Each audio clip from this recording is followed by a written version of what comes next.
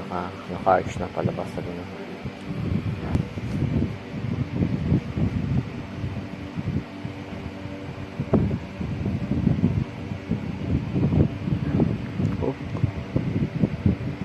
After the session,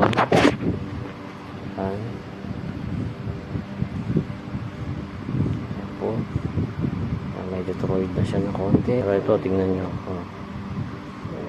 halos nasa gitna na, per session pa lang.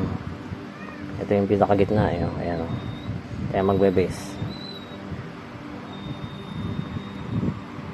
ayan o, almost nasa center niya. Ang problema na lang ito, yung bukol na to L3, kaya sumasakit yung legs ni kuya dito. Part ng L3 yan eh, L3 yan, bukod na yan. Yung buto niya nagka-carve out na pala doon, kaya kita nyo.